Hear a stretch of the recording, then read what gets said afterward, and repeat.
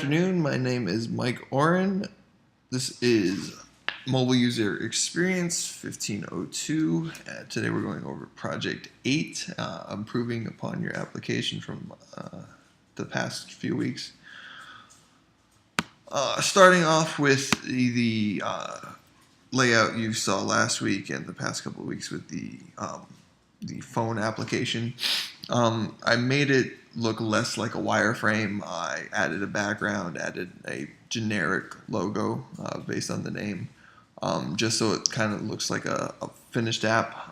There weren't a lot of choices as of background and logos. Again, limitations of the prototyper. If this was done in Xcode or something, obviously there's a lot more choices, a lot more possibilities, and a lot more polish. But given the prototyper, this is basically the finished project. Cleaned up a lot of the interface, spaced out a lot of the interface, made it a little bit more user friendly. We still have the email, the password fields, all that good stuff. And then why does this always happen? I don't get it.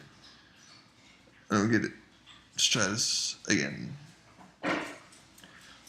Yeah, I don't know if this is the prototyper, but this keeps giving me that same error, can't find the file. So I'll try to work with it. One thing I will address as we're going over this is that I chose not to include rotation orientation for the application, based on a few things. I have two mobile banking applications on my phone, one for the credit card, one for my bank account. BB&T applications allow for rotation, but it's not the most intuitive. When you rotate it, you're not always guaranteed to have the same spot on the screen when you rotate it. Sometimes it'll take you, based on the rotation, it'll take you to a different, portion of the screen that you weren't actually working on if you rotated it. And I feel like with information that's kind of important and sensitive, such as banking information, I don't feel like that's the most user-friendly feature to add. The American Express application doesn't allow for rotation. I don't think you'll be using a banking application long enough to miss the rotation, but the wonderful thing about mobile development is it's expanding and it's growing, and you can evolve your application, and if enough users request the rotation, you could implement it, and again, that would be on them.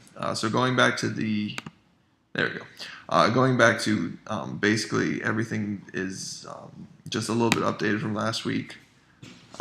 Again, most of the backgrounds and everything, account information.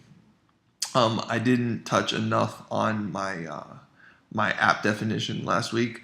So moving into the accounts, or just account depending on the user, but for all intents and purposes, this is the dad account, and he has access to both his daughter and his mother's or whatever account as well. So he can see all the accounts, the balances. Jumping into his personal account, he'll have his account number, current balance, account history, and then he will also have the ability to transfer funds between either the daughter or grandma.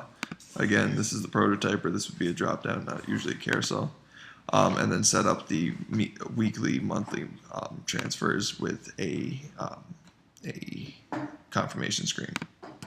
The father account would have this because obviously he has to keep track of his daughter's accounts, schedule transfers and whatnot. And then the deposit check feature, which would be standard for all accounts based on setup. The daughter would have a little bit different features and options. Everyone's going to have access to account history, but then something such as a goal tracker would be available to student accounts, so you can see how much you're saving up.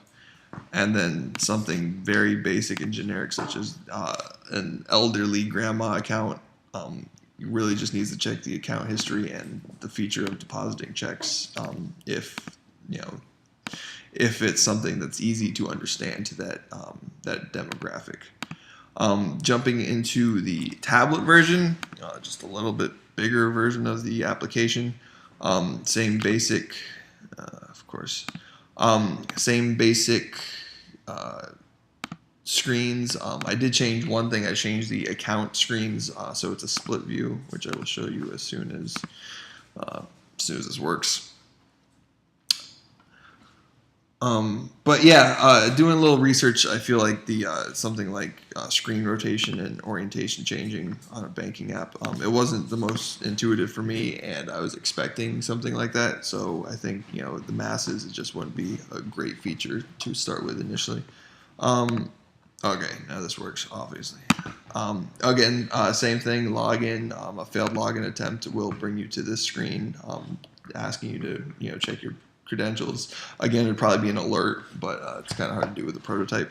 And then, you know, forget login information. You can, you know, set up a new email, new password, and then it will give you a confirmation screen. Jumping into the login, it's going to be broken down into a traditional tablet view with information on the left and then details on the right. You have, you know, your list of accounts or just account, depending on the user. The dad has access to all three. Clicking on one of those will bring up the features on the right for that account, and then, you know, jump into something like account history. Can drill down into the details that way, and then I just put the branch in there, and then you can find different branches through that. So making it seem more of a tablet feel, trying to utilize the screen space by putting the list of accounts there, and then the same basic features that you have to take care of in the application. So that was my improvement on last week's application, while including a tablet version and a reason why I feel like screen rotation isn't probably the best idea at this point. So that is Mike Oren signing out.